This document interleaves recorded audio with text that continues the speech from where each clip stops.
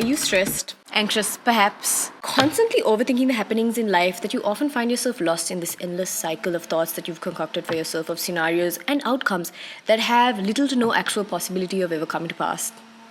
Then this video is for you.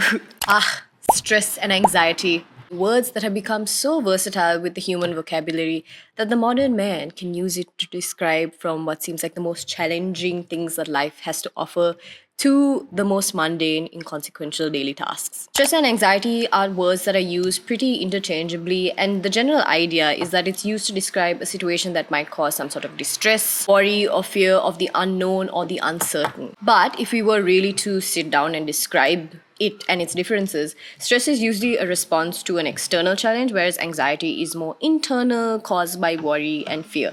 Essentially, if stress is left unmanaged, it can turn into chronic anxiety. And that is where it starts to actually affect the quality of your life. So in this video, we are going to be looking at it from the perspective of anxiety, essentially when this fear seems to become more persistent and permanent. I am not a professional or a medical practitioner in this area. I am just a girl that once struggled with this in my own life. And if this can sort of help someone else to avoid having to experience that for themselves, then that's all I hope to truly gain from this. A lot of my experience was surrounding my education and my future and the life choices that come with being in your teenage years and your early 20s, which might be the case for most of you as well. But regardless of what degree it is that you experience this at, I hope that this perspective will be one that might benefit you. Because just as it is with any other feeling or emotion that humans are able to experience, this is something that we all experience differently at different frequencies. In the way I see it, anxiety is something that is very much habitual. Entertaining the feeling of persistent stress, worry, and fear in your thoughts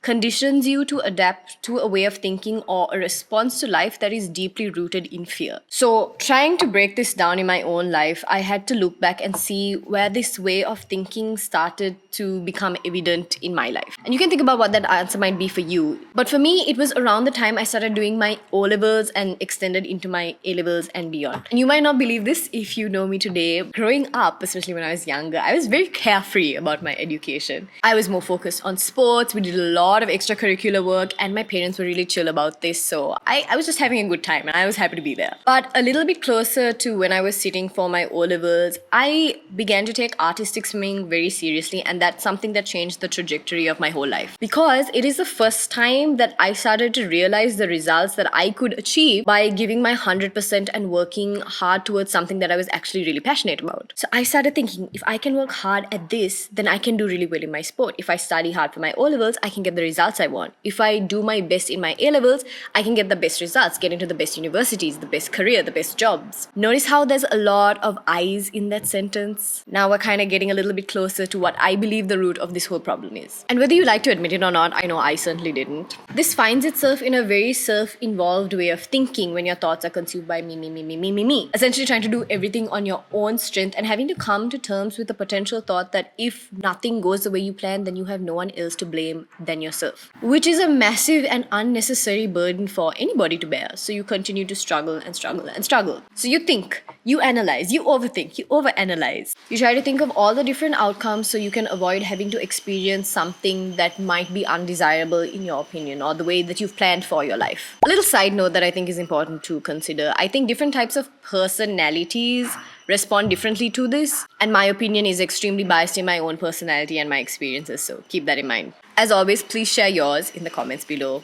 We love to read them. But essentially, overthinking plays a big role in the roots of anxious thought, especially in today's day and age where information, technology, and the speed that it's distributed in is essentially what makes the world go round. It makes sense that the levels of stress, anxiety, and depression in people seen in the 21st century is absolutely skyrocketing, because an information overload can lead to immense overthinking. And you see this everywhere, whether it's your career, finding a partner, or even deciding what it is that you want to order for dinner, because you have all of these different options and you have to take your brain through the process of sorting through everything and different outcomes that might happen when you pick these different options. Of course, there's a benefit to all this information and technology, more positive than negative for sure, but we're not going to get into that today. So when you take this sole responsibility of having to sort through all these options, all these possibilities in life that are placed in front of you, it's obvious that you're going to feel overwhelmed. And when you start to think this way, it becomes very difficult to stop. Because even for me, I reached a point in my life where I felt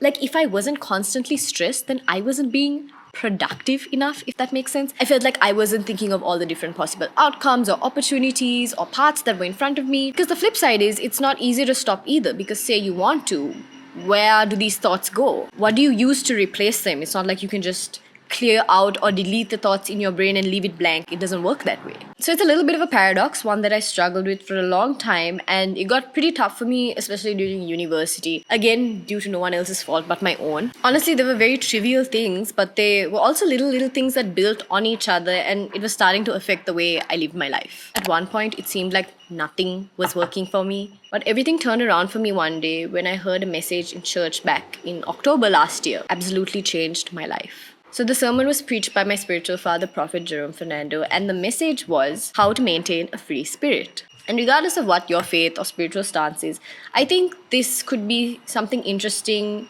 to hear, because it might challenge the role that you've given yourself in your own life, especially if you are, like I once was, a chronic overthinker. So stick with me, let's break this down. At the core of it is trying to understand that yes, you should be intentional about your life. You need to care about things in life. And of course, not be careless, but you can be carefree. Because to live as if nothing in the world exists for you to be worried about is what it truly means to walk with God. And it's something you have to condition yourself into thinking. The word anxiety, when it comes to Greek translations, identifies itself with the word distraction. To be worried and restless all the time, constantly thinking and distracted by these thoughts and worries and fears. It escalates the situation into something much worse than it once originally was, and it becomes something you're always thinking about, always worried about. Fundamentally, having anxiety is an absence of peace in both your mind and your heart. So how do you come back to a state of peace when your brain is working overtime? Enter Jesus, the ultimate example. So there's an instance in the Bible where Jesus was with his disciples in a boat, and there was a massive storm, literal chaos all over the place, and the disciples were fearful, they were scared, they were having a fit outside. And Jesus was fast asleep amidst all this before he went on to calm the storm and ease the disciples. Honestly, that is how I want to live my life. Calm, at rest, and confident in the fact that everything is working for me because God has the ultimate control. What God says, He's faithful to do, and He will do it. So you and I both just need to relax, chill, and rest in God. So that's why my confidence is in the finished works of Jesus. I don't have to think me. Try to do everything on my own because Jesus loved me enough to take that burden upon Himself, to go as far as to die for me so that I don't have to live a life that is reliant on my own strength and effort. Because of the grace and favor of God, things come easy to me, and it might seem unfair or simplistic, but that's what it is. It's not complicated. You can live a fearless life in the confidence of God. But it requires a certain effort in the sense of the kind of thoughts you entertain. Because if you want anxiety to go away, if you want your stress to go away, the only things in life that go away are the things that you don't give attention to. So it requires you to replace those thoughts of fear. So let's be practical here. How can we go about doing that? First and foremost is that you have to surround yourself with people that are carefree.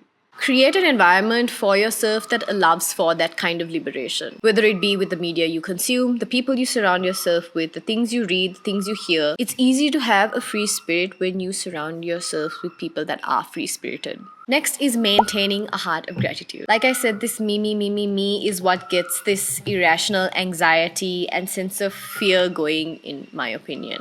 So victim mentality is very closely associated with this, but what makes it irrational is because you focus on the what if in the first place, forgetting everything that God has been doing in your life all this time, how faithful He's been so far. So replacing these unnecessary thoughts with thoughts of gratitude and a heart of thanksgiving is so important in getting a clear perspective that allows you to truly trust and rest in the confidence of God. So just as the verse in Philippians 4:6 states, do not be anxious or worried about anything, but in everything, that's every circumstance and every situation, by prayer and petition with thanksgiving, continue to make your specific requests known to God. So once again, we see how thanksgiving plays a huge role in getting rid of this anxiety, worry, or stress.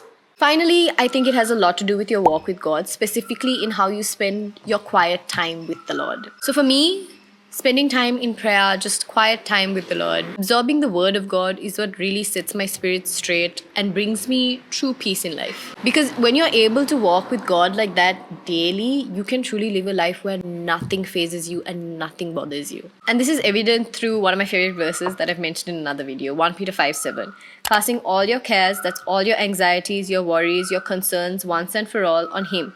For He cares for you with the deepest affection and watches over you very carefully. So, in that act of surrendering to God, spending time with Him, you are able to truly cast all your concerns, your worries, your anxiety on Him and be able to trust Him wholly so that you truly live fearlessly because He truly does care for you.